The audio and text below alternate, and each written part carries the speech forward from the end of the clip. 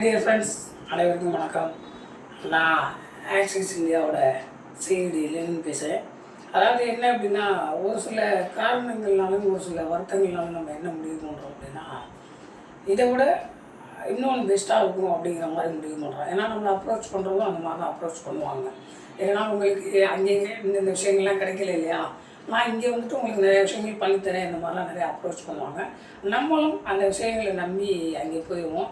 அங்கே போயிட்டு பார்க்குறப்ப தான் தெரியும், எல்லாம் சொல்லுவாங்களோ ஒரு பழமொழி, இக்கரைக்கு அக்கறை பச்சை அப்படிங்கிற மாதிரி தான் தோணும். அங்கே போய் பார்த்ததுக்கு அப்புறம் தான் தெரியும், அங்கே உள்ள நிறைய ஓட்டைகள், அங்கே நடக்கிற நிறைய விஷயங்கள் இதெல்லாம் பார்க்கும்போது இதுக்கு அதுவே பெஸ்ட்டோ அப்படிங்கிற மாதிரி தோணும்.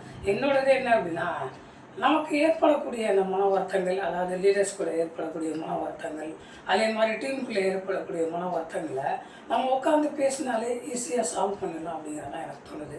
ஸோ நம்ம என்ன பண்ணுறோம் அப்படின்னா, அதை வந்துட்டு இன்னும் கோபங்கள் அதிகமாக்கி இவங்களுக்கு அந்த இதுக்கு எகெயின்ஸ்டாக நம்ம நிறைய விஷயங்கள் பண்ணும்போது என்ன ஆகுதுன்னா, நம்மளோட உழைப்பை மதிக்காமல் என்ன பண்ணுறோம் அப்படின்னா, அந்த நிறுவனத்துக்கு எதிராக செயல்பட ஆரம்பித்தோம். ஸோ அப்படி செயல்பட்ட ஒரு ஆள் தான் நானும். ஸோ ஆனால் இப்போ அதை ரொம்ப தவறு அப்படிங்கிறத ஃபீல் பண்ணுறேன். ஏன் அப்படின்னா, என்னைக்காக இருந்தாலும் அப்படின்னா என்றைக்குமே ஆக்சிஸ் இந்தியா தான் பெஸ்ட் அப்படிங்கிறது இப்போ எனக்கு தோணுது.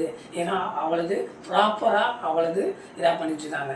ஒருத்தரோட 25-26 வருஷம் உழைப்பு என்ன அப்படிங்கிறத இன்றைக்கி நான் புரிஞ்சுக்கிட்டேன். ஆனால் நம்மளுக்கு என்ன தோணுது, சாதாரணமாக இன்றைக்கி வந்துட்டு ஒரு 4 வருஷத்தில் நம்ம ஒரு எப்படி லெவலுக்கு போகணும், இல்லை ஒரு புதுசாக ஒரு கம்பெனி ஸ்டார்ட் பண்ணணும், இப்படிலாம் நிறையா தோணுது இல்லையா.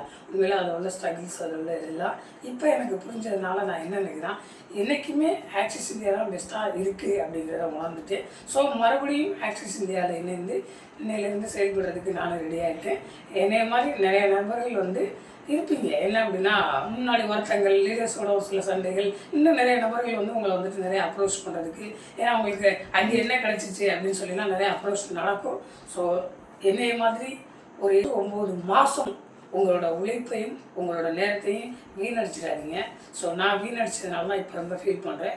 ஸோ அதனால இப்போ என்ன இந்த வீடியோ ஏன் போடுறேன்னா, என்னைய மாதிரி யாரும் அவசரப்பட்டு தப்பான முடிவு எடுத்துட வேணாம் அப்படிங்கிறதுக்காக அந்த வீடியோவை நான் போடுறேன். ஸோ அதனால் நல்லா யோசிச்சுட்டு சரியான முடிவு எடுங்க. ஏன்னா நானும் அவசரப்பட்டு முடிவு எடுத்து என்னோட ஒரு 8 மாதத்தை வீணாக்கிட்டேன். ஸோ அதனால் நீங்கள் யாரும் வீணாக்கிற வேணாம் அப்படிங்கிறதுக்காக அந்த வீடியோ. Okay, thank you all.